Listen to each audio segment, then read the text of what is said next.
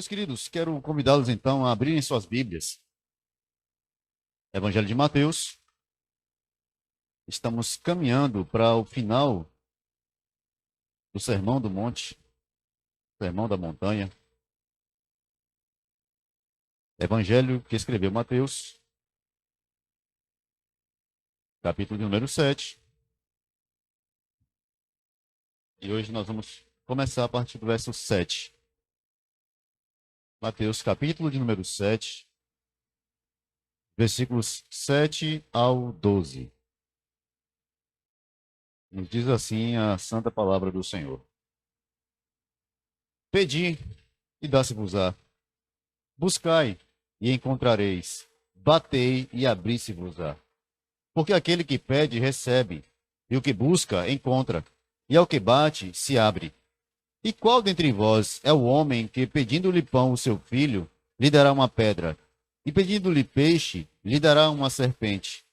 Se vós, pois, sendo maus, sabeis dar boas coisas a vossos filhos, quanto mais vosso Pai, que está nos céus, dará bens aos que lhe pedirem. Portanto, tudo o que vós quereis que os homens vos façam, fazei-lhe também vós, porque esta é a lei e os profetas. Mais uma vez, Jesus tratará de oração. Mais uma vez, porque no Sermão do Monte mesmo, capítulo 6, a partir do verso 5, ele vai ensinar os discípulos a orar. Lembra da oração modelo? A oração de Cristo, alguns chamam de oração dominical, parece que só ora no domingo, né? É só a oração no domingo de manhã. Mas a oração modelo, a oração que o Senhor Jesus ensina aos discípulos. Ele está ensinando os discípulos a orar. E ele dá ali algumas diretrizes no que deve ser baseada a oração, como a oração deve ser conduzida. Agora, no capítulo 7, depois de ter tratado de muitos assuntos e de ter tratado principalmente com relação ao caráter dos irmãos ou dos seus servos, ele volta a chamar para a oração. Mas é interessante aqui, irmãos, notar o seguinte. Jesus falou um pouco antes sobre a necessidade de não julgar, de não estar, como é que eu posso dizer, não se colocar como juiz sobre os demais, não se colocar acima dos demais.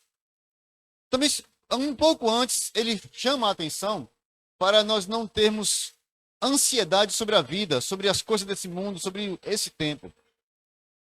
O Senhor Jesus vem ensinando os discípulos onde o coração deles deve estar, onde eles devem mirar, qual é o modelo que eles devem seguir.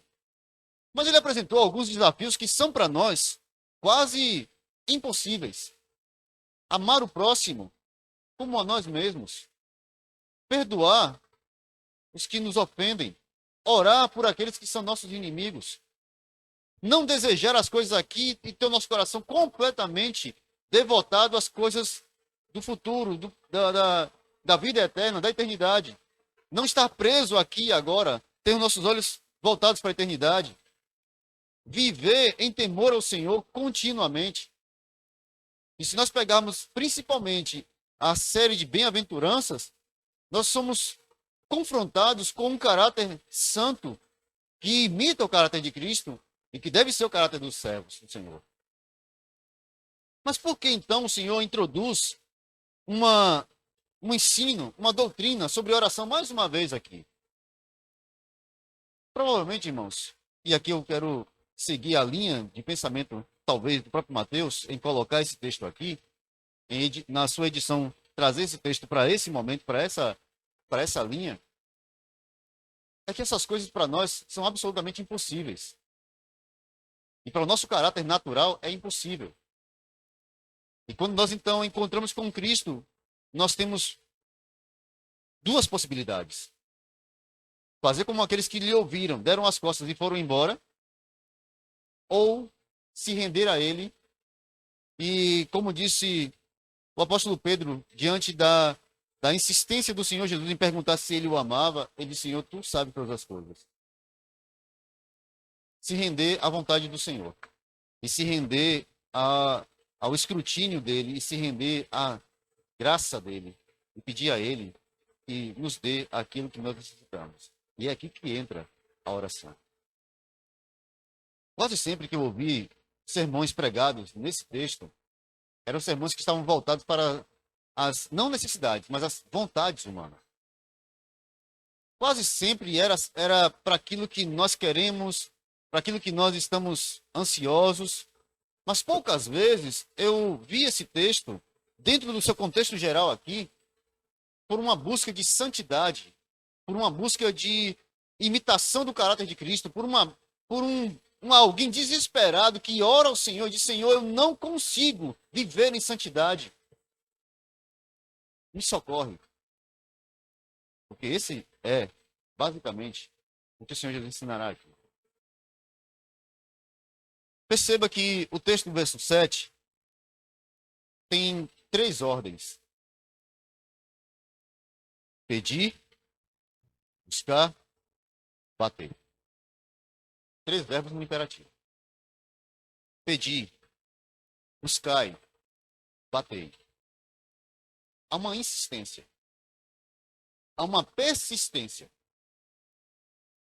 Isso tira de nós também aquela ideia de que a oração não tem, nós não precisamos, nós não necessitamos orar continuamente.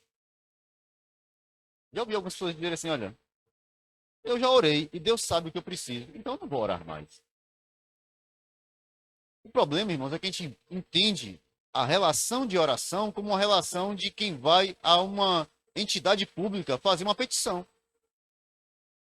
Você vai lá, apresenta o seu pedido e espera que a entidade responda. Mas com Deus não é assim. Porque a relação nossa com Deus não é a relação de oração de necessidades daqui de agora. Não, eu já apresentei minha petição ao Senhor, Ele sabe o que eu preciso, acabou. Não é isso. A oração é o meio de relacionamento entre nós e Deus. É o meio pelo qual nós nos apresentamos diante dele continuamente. Nós somos chamados a conversar com ele. Perceba que nesse texto, 2 palavras, ou dois, eu não posso chamar de adjetivo exatamente, mas vamos colocar assim: 2 adjetivos de Deus são apresentados aqui por Jesus. Deus é chamado de amigo e é chamado de pai. É apresentado como amigo e pai. Qual é o amigo que você tem e que... amigo de verdade. Não é conhecido, não. Nem é seguidor de Facebook e de Instagram, não. Seguidor não é amigo. Qual é o amigo de verdade que você tem que você passa 3 dias, 4 dias, 10 dias, 1 mês, 1 ano sem falar com ele? Qual é o amigo de verdade? Amigo sincero, amigo aquele que você tem proximidade. Você passa 1 semana sem nem sequer mandar uma mensagem para ele. Que amizade é essa? Como é que posso dizer que sou amigo se eu não tenho nenhum tipo de relação? Então, a insistência que o Senhor Jesus nos chama aqui vai nos lembrar de uma outra insistência que está lá no livro de Lucas, capítulo de número 11, versos de número 5 ao 13, que é um texto paralelo a esse. Lucas não coloca na mesma organização de Mateus, mas é o mesmo texto, a mesma doutrina, é um texto paralelo ao texto de Mateus. Lá ele está tratando também da mesma questão. Só que um pouco antes de falar as mesmas palavras que estão escritas aqui em Mateus, com algumas diferenças, é claro, cada editor vai colocar a sua característica, ele conta uma história um pouco antes. Jesus conta uma história e Lucas acrescenta essa história lá. Qual é a história? Ora, um homem recebeu uma visita durante a noite e não tinha nada para oferecer. O que ele faz? Ele vai à casa do amigo e bate na casa do amigo. E o amigo diz: olha, já estou deitado. E ele vai e insiste, batendo na casa: olha, chegou uma pessoa na minha casa, eu não tenho nada para oferecer, me arruma aí 2 pães. A pessoa, madrugada, uma pessoa bate na tua porta pedindo pão. Dá vontade de dar um, né? Mas é o amigo. Ele insiste, ele bate na porta. Jesus diz: olha, ele vai se levantar e vai atender por causa da importunação. Mas entenda, alguém pode colocar assim: ah, mas ele está dizendo então que Deus só atende quando a gente perturba muito ele. Perceba, Jesus apresenta aqui como um amigo. É um amigo que vai à casa de outro amigo buscar aquilo que ele precisa para ser atendido a um terceiro amigo. A uma relação de amizade. E na relação de amizade, importunar vale. Quantas vezes você já ligou para aquele amigo seu pedindo carona, né? Em dia de chuva? Né? Pedindo dinheiro emprestado, não. Deixa quieto. E aí alguém vai lembrar que está devendo ainda. Quantas vezes você vai pedir socorro à pessoa que você ama e que é seu amigo, que é próximo, que está junto a você? A relação de oração que Jesus apresenta aqui não é essa relação de alguém que só pede porque, não, olha, Deus é aquele, uma espécie de Papai Noel do céu, que eu peço, faço meus desejos, minha lista de desejos, apresento para ele e ele vai atender. Não, aqui é uma relação de persistência, de insistência, de comunhão, de busca, de apresentar uma necessidade diante dele até que ele responda. Nós não somos mais acostumados a orar até que Deus responda. Isso não é pecado não, viu, irmãos? Orar até que Deus responda não é pecado não. Não é falta de fé. Orar até que Deus responda, pelo contrário, é uma dependência. É você dizer para o Senhor, Senhor, enquanto o Senhor não me responder, eu vou continuar pedindo porque eu não sei o que fazer. Enquanto o Senhor não me responder, eu não vou continuar orando e falando com o Senhor, porque eu preciso de uma resposta. Porque o Senhor, somente o Senhor, pode me orientar. A persistência na oração é a nossa admissão de que somos dependentes. Por isso, por 3 vezes aparece as ordens. Pedir, observe que há uma graduação aqui, uma gradação. As professores de português depois me corrijam, viu? Há uma gradação aqui da ênfase. Pedir, depois buscar. Buscar é mais do que pedir. Buscar já acrescenta algo mais. Você já está saindo do seu lugar, indo ao encontro. Bater. Bater já é insistência. Eu pedi, eu estou indo em busca, eu estou procurando, e agora eu estou batendo.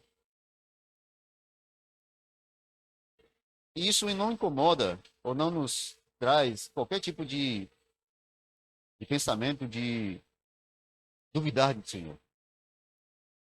Não, uma pessoa que persiste demais em uma coisa é porque está duvidando do Senhor. É diferente, irmãos, do que Jesus chama a atenção lá em Mateus capítulo 6, daqueles que, não conhecendo a Deus, fazem repetições e acham que por causa das suas insistências nas repetições serão atendidos. Não é essa a questão. A questão aqui é de uma relação com Deus, como Pai, e de uma persistência naquilo que nós sabemos que é da vontade dele. E vou entrar nesse ponto um pouco mais à frente. Verso de número 8. Bom, alguém pode questionar, ora, eu já pedi, mas não sei se é da vontade de Deus. Eu até já busquei, mas continuo sem resposta. Eu já insisti e até agora não tive qualquer tipo de resposta. Jesus então diz assim: aquele que pede, recebe. O que busca, encontra.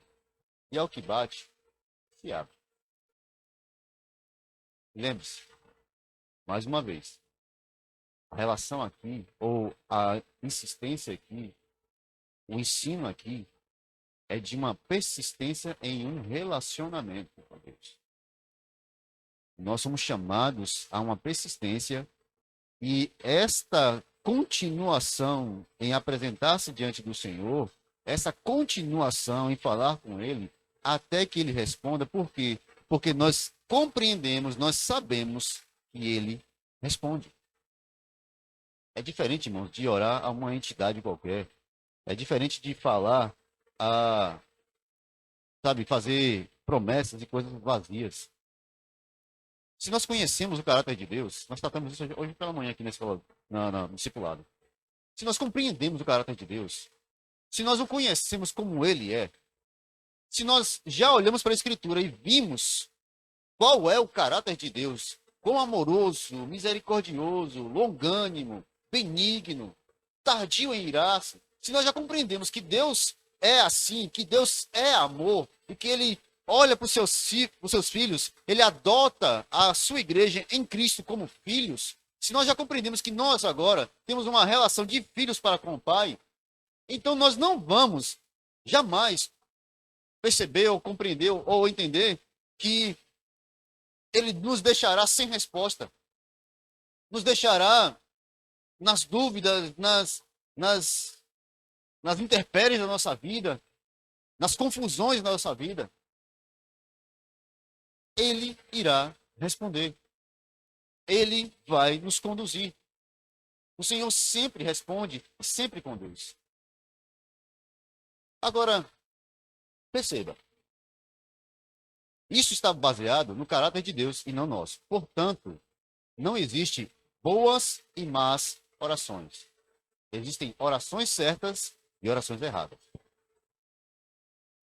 Não existe orar bem. Ah, porque aquele irmão ora muito bem. Olha, aquele irmão tem uma oração bonita. Aí é outra coisa, aí é oratória, aí é prática, aí é outro negócio. Né? A oração correta é a oração biblicamente correta. É a oração que coaduna com a vontade de Deus. Portanto, quando nós oramos ao Senhor, apresentando as nossas necessidades, seja ela qual for, nós entendemos que Ele irá responder. Mas mais do que isso, baseado no caráter de Deus, a resposta de Deus nunca será ruim. Entenda, Deus nunca dá uma resposta ruim para o seu povo. Nunca. Ele pode responder da maneira que nós não queremos ouvir. É diferente. Porque o que eu considero ruim, para Deus pode ser bom. O que eu considero uma coisa que não deveria acontecer, para o Senhor é necessário que aconteça. Nós oramos pedindo muitas coisas. Foi ontem, chegou a notícia de que 5 jovens missionários da Jocum sofreram um acidente, 3 deles faleceram no local. Eles estavam indo para uma base na Amazônia para preparação para um estudo de linguística. Eu conheço bem essa base porque na época, há uns anos atrás, eu participei do envio de uma missionária para essa base lá na Amazônia e eles são coordenados, inclusive, pelo pastor Ronaldo Lidório, que é uma referência brasileira e mundial em linguística e em missão transcultural. E essa base, eu não tenho certeza se é essa, mas uma das bases lá da Amazônia é responsável por linguística. E o coordenador lá é o pastor Ronaldo Lidório, que é missionário e é bem conhecido no Brasil. E esses irmãos estavam indo para essa base para preparação na área de linguística para serem enviados para outros lugares, para outros países. E ontem sofreram um acidente, 3 deles faleceram, 2 estão internados, inclusive um em estado grave. 3 jovens missionários. O mais velho tem 23 anos. E talvez alguém diga, ora, mas como assim Deus não protegeu os seus missionários? Como assim Deus não protegeu aqueles jovens que estavam ali, cheios de amor pelo evangelho, pela pregação, que iam para uma base se preparar para a missão? Como assim Deus não protegeu? Quem disse que Deus não protegeu? E quem disse que a morte do servo do Senhor é uma tragédia? Quem disse que o ato de um missionário morrer no campo missionário é uma tragédia? Se você pegar a longa história das missões da igreja, desde lá de Atos dos Apóstolos, está recheado de missionários que morreram. Alguns ao chegar na base missionária, ao iniciar o trabalho, no primeiro dia. Como a história dos missionários dos Estados Unidos que foram para uma ilha ainda remota e chegaram lá, foram assassinados pelos nativos. A resposta que a igreja deu? Mandou outros missionários. E eles foram recebidos e iniciaram o trabalho ali. E hoje é uma igreja. Deus não tem a mesma perspectiva da história e da vida que nós temos muitas vezes. Portanto, quando nós oramos, a resposta do Senhor será sempre uma boa resposta. Só que nós não entendemos muitas vezes qual o caminho que o Senhor faz. Isaías disse, os caminhos do Senhor não são nossos caminhos. E os pensamentos do Senhor não são nossos pensamentos.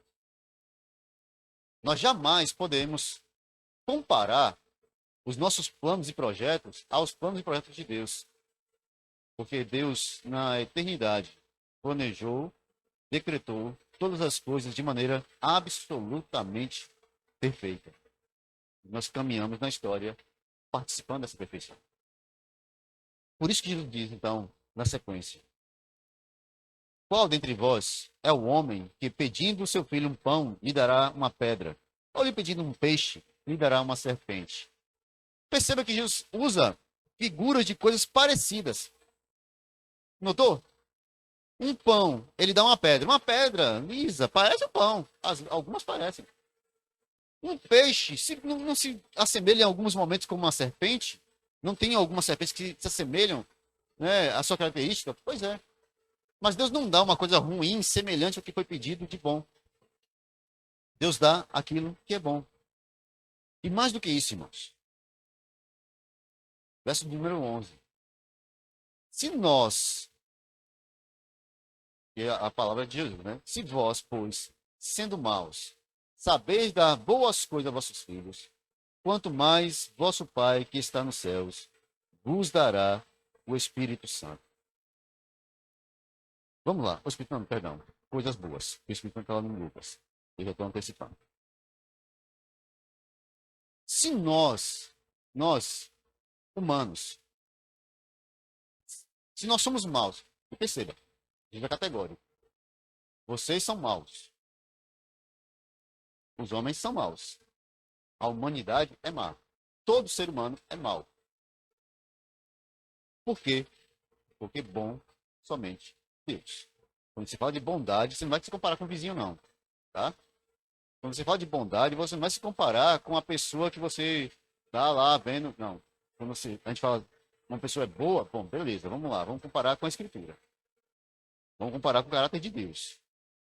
Porque para ser bom tem que ser um imitador do caráter de Deus. Bom tem que ser não só caráter, mas essencialmente, porque Deus é bom. Ele não se torna bom, ele não se faz bom, ele não age com bondade. Ele é bom, é do seu caráter. Nós não somos essencialmente bons. Então, se nós que não somos essencialmente bons, sabemos fazer boas coisas, pedir a Deus que é perfeitamente bom. Totalmente bom. Ele dará boas coisas aos seus filhos. Aí é interessante, porque boas coisas,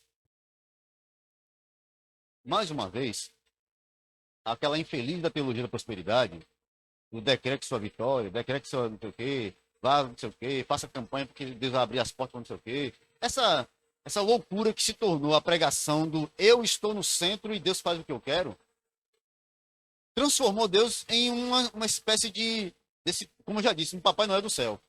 Mas quando você olha para o caráter de Deus, você não precisa se preocupar com isso. E você não decreta coisa nenhuma. Pelo contrário, somos chamados, somos convocados a nos lançar a Ele, confiando no seu caráter bondoso e misericordioso. Porque se nós, que sendo maus, sabemos tratar as pessoas de uma maneira bondosa, que dirá Deus, que é essencialmente bom, nos dará boas coisas. E que boas coisas são essas que Ele nos dá? Se nós olharmos direitinho, Evangelho de Lucas, capítulo 11, verso número 13, Lucas substitui coisas boas pelo Espírito Santo. Achou aí? Lucas, capítulo 11, verso de número 13. Diz assim: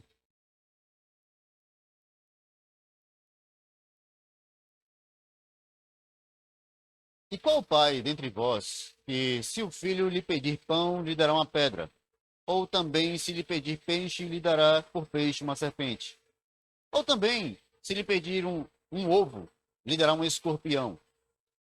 Pois, se vós, sendo maus, saber dar boas dádivas a vossos filhos, quanto mais dará o Pai Celestial, o Espírito Santo, àqueles que lhe pedirem. Notou a diferença no texto? Mateus fala de coisas boas. Lucas fala do Espírito Santo que será doado. Porque, irmãos, não há uma contradição aqui. O que Deus faz de bom, o que vem de bom do Senhor, a bondade ou aquilo de melhor que Deus tem a nos dar, ou nos dá, primeiro, Cristo,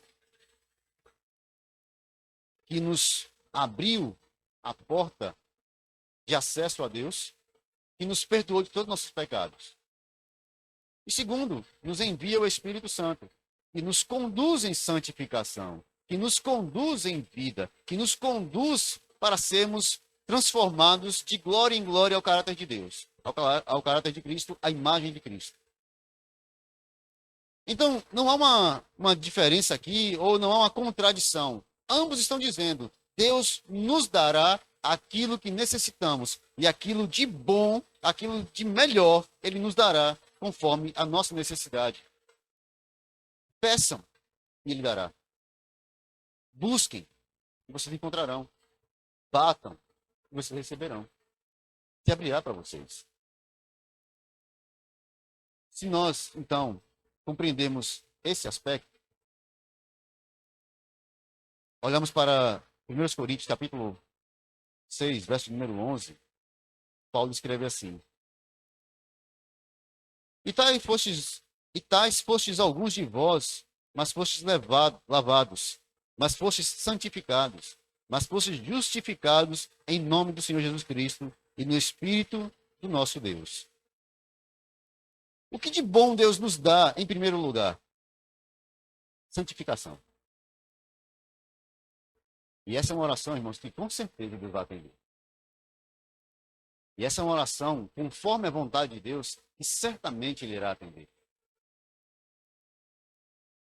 Precisamos orar, irmãos, conforme a vontade de Deus, pelas coisas do céu. Lembra do texto? Busquem, em primeiro lugar, o reino de Deus e a sua justiça. Meus irmãos, Jesus falou claramente para nós buscarmos as coisas eternas. Por que nosso coração fica tão ocupado com as coisas daqui e de agora? Por que a nossa oração está tão cheia de Senhor, eu preciso disso, eu preciso daquilo, eu preciso de não sei o quê, abre essa porta, abre aquela porta, parece que Deus é um chaveiro. Só sabe fazer, só isso que ele faz, abrir porta. Ou é pedreiro, né? Ah, porque onde não há porta, Deus abre uma porta, é pedreiro então. É só isso que ele sabe fazer. É só isso que a gente ora, é só isso que a gente pede. Senhor, entra com providência. Meus amados, entendam. Nós às vezes oramos, eu não estou dizendo aqui que nós não devemos apresentar as nossas mazelas diante do Senhor, nossas necessidades mais básicas. Sim, também. Paulo ensina isso aos Tessalonicenses. Que toda a nossa necessidade, tudo que nós precisamos, deve ser apresentado diante do Senhor. Mas entenda, há mais do que isso, irmãos, para nós orarmos. Quando foi a última vez que você orou por santificação? Quando foi a última vez que você orou para que Deus lhe use como instrumento de pregação do Evangelho? Quando foi a última vez, irmãos, que você orou por alguém para que Deus transforme o coração, converta, chame os seus? Qual foi a última vez que te incomodou ver a igreja assim e não ver ninguém ouvindo o Evangelho, ninguém que de fora, ninguém que não seja do nosso grupo aqui? Qual foi a última vez que você orou dizendo, Senhor, olha para aqueles vizinhos, olha para aquelas pessoas, olha para meus vizinhos aqui, Senhor. Toca esse coração deles, transforma. Senhor, chama os que o Senhor tem a chamar, mas chama, Senhor. Nos ensina, nos leva a eles, nos conduz a eles. Qual foi a última vez que você orou assim, irmão? Ou sua oração só está cheia de, eu preciso, Senhor, tu sabes que eu preciso. Eu quero, Senhor, tu sabes que eu quero. Senhor, eu não vivo sem isso. Senhor, como vai ser meu futuro sem isso? Sem aquilo outro? Ora, então Deus não sabe que você precisa comer. Ele te fez, mas Ele não sabe que você precisa comer. Deus criou você, mas Ele não sabe que você precisa se vestir.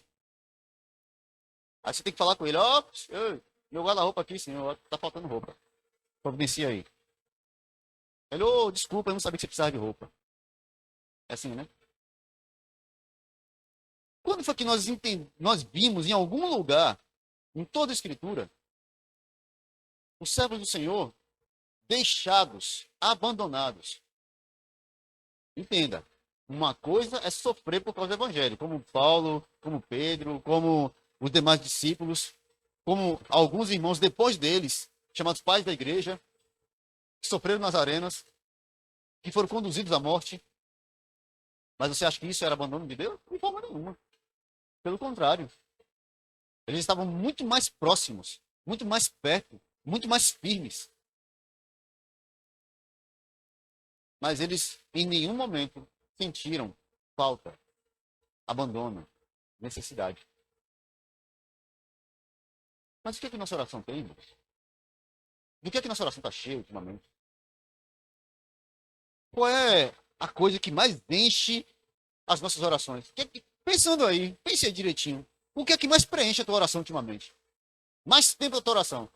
Não, eu oro 10 minutos por dia, pastor. 9, é por isso aqui que eu estou precisando.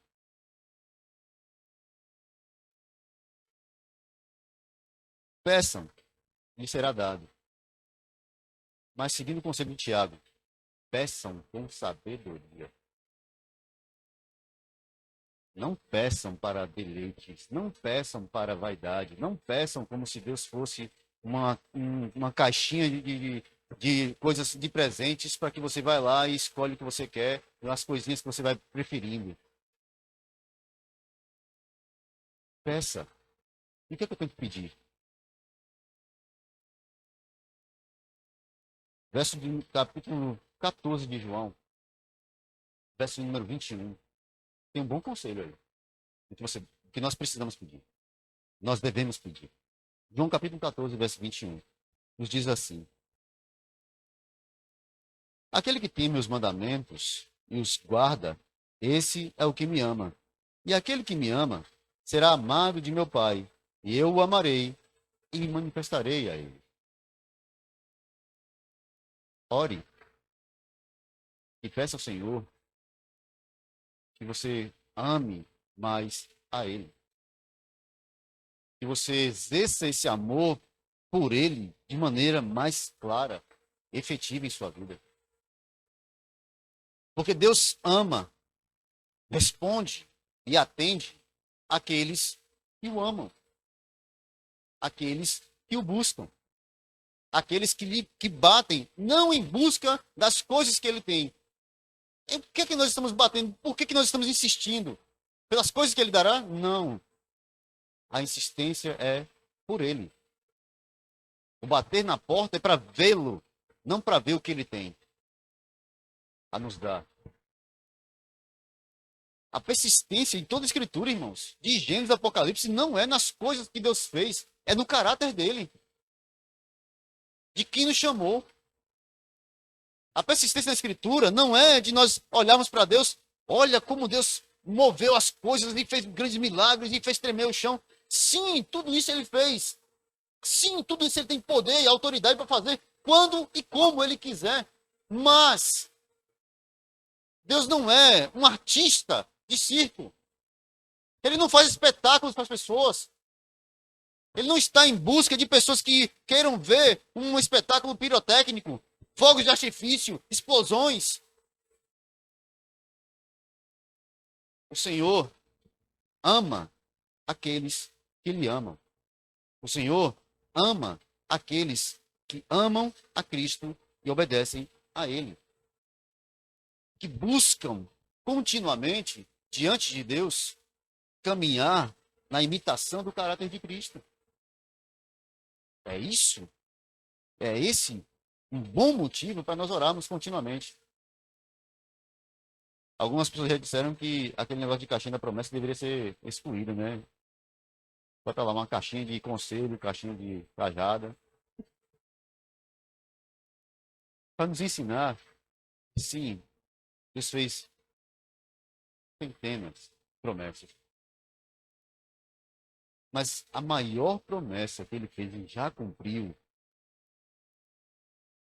vamos dizer assim, ele cumpriu em um momento e agora estamos esperando o momento máximo desse cumprimento dessa promessa. Ele prometeu que ele viria estar conosco. E ele estaria conosco. E ele se colocaria entre nós. Cristo veio. Deus entre nós. E agora nós esperamos a segunda, ou a conclusão disso. A vinda permanente final e conclusiva de Cristo no seu grande juízo e no seu reino eterno. É Ele que nós esperamos.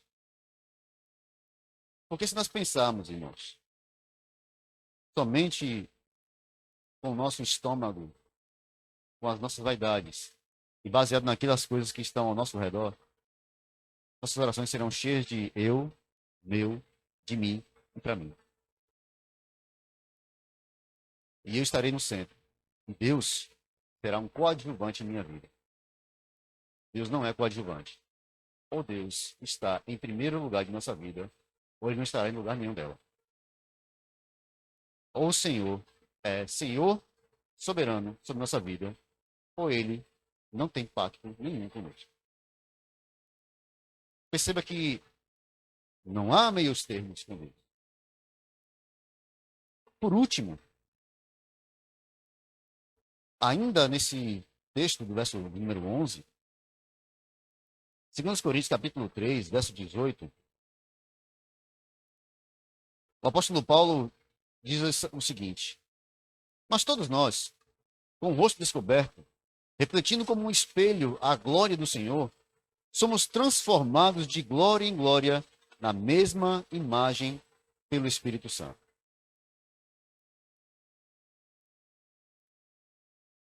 Qual é a oração, então, que a gente precisa insistir diante de Deus? Senhor, molda o meu caráter. Modela meu caráter. Modela a minha vida à imagem perfeita de Cristo. Porque o Espírito Santo faz isso. Nos modela a imagem perfeita de Cristo. Nos modela nosso caráter ao caráter perfeito de Cristo. Então a nossa oração, e é uma oração que nós precisamos insistir, persistir, bater, é para que Deus mude o nosso caráter. Para que Deus mude a nossa perspectiva com relação à vida e ao reino.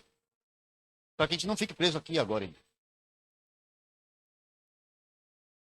Concluindo com o verso 12. E o verso 12 parece meio solto aí, não é? Ele parece tratar de outro assunto, e Mateus gosta de fazer isso. Ele parece meio distante do que o Senhor acabou de falar, mas é uma conclusão lógica e profunda de tudo que ele vem falando. Se você observar a oração no capítulo 6 do mesmo Evangelho de Mateus, quando ele fala sobre o perdão, ele coloca a mesma regrinha de ouro aqui. Aquilo que vocês desejam que os homens vos façam, façam a eles também. Aí ele coloca agora de novo. Aquilo que vocês querem que os homens façam, fazei-lhe vós também. A eles. Portanto, esta é a lei e os profetas.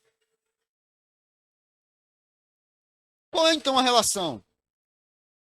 Precisamos fazer aquilo que nós esperamos que Deus faça a nós. Não somente os outros, não. Perceba que na oração do Pai Nosso, ali não, a relação não é entre os homens, é a relação com Deus. Porque se vocês não perdoarem as ofensas do próximo, o Pai também não vos perdoará. Aqui ele está colocando: façam aquilo que vocês querem que os homens façam a vocês. Ajam da maneira como vocês querem que os homens ajam. Há uma reciprocidade. Porque nós temos a tendência a olhar justiça e santidade sempre como do outro para conosco. Sempre o outro é injusto. Sempre o outro não é santo. Sempre o outro é que causa o problema. Mas a resposta aqui, e é mais uma vez, por isso precisamos orar ao Senhor, insistir em oração, é para que nós sejamos aquilo que nós queremos que os outros sejam. É para que a gente responda diante do mundo com o caráter de Cristo, com a perfeição de Cristo. E assim o mundo, olhando para nós como exemplo, nos imite. E imite o caráter de Cristo. E sozinho a gente não consegue fazer isso. Mas em oração, o Senhor nos conduz assim. Em oração, nós somos conduzidos a viver e a servir ao Senhor com santidade. Uma observação aqui é que o Sermão do Monte em todo, ele não está dentro da nossa capacidade moral. Perceba, as coisas que são faladas no Sermão do Monte não são só regras de moral e ética. Porque regras de moral e ética, qualquer pessoa que estudou filosofia, qualquer pessoa que estudou qualquer básicos, mesmo uma pessoa que teve boa educação, uma família que é estruturada, bem estruturada, sabe o que é moral e ética dentro de um determinado padrão. Mas o padrão apresentado aqui, de moral e de ética, é muito mais elevado do que qualquer padrão que você conhece no mundo. Porque o padrão aqui é Deus. Sendo Deus o padrão, torna isso longe, distante da nossa capacidade humana de fazer. Então a gente não tem apenas que imitar, a gente precisa viver esse padrão que é apresentado. E é por isso que nos é dada a resposta de Deus para isso. Ore. Senhor, eu tenho muitas dificuldades. Ok. Apresente isso em oração. Senhor, eu não sou santo. Apresente isso em oração. Senhor, eu não tenho mais ímpeto para pregar o evangelho. Eu não sei mais, eu não quero mais. Apagou-se essa chama no meu coração. Apresente isso diante do Senhor. Apresente diante de Deus com as suas necessidades relacionadas àquilo que Ele quer para nós.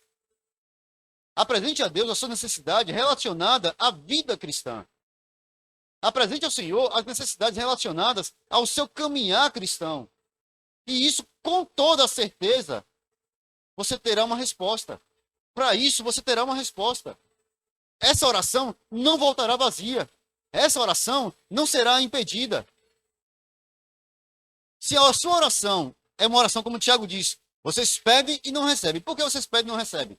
Porque vocês pedem para o seu próprio deleite. Vocês pedem por vaidade. Vocês pedem esperando que Deus dê a vocês coisas. Deus não dará. Assim não. Mas se vocês oram e buscam a justiça, a santidade, o caráter de Cristo, a imitação de Cristo, o servir a Deus como Cristo nos chamou a ser. Há um aspecto aqui, irmãos, que nós iremos tratar na próxima série de mensagens que eu já estou começando a preparar, mas eu posso antecipar aqui. Esse ponto eu posso antecipar.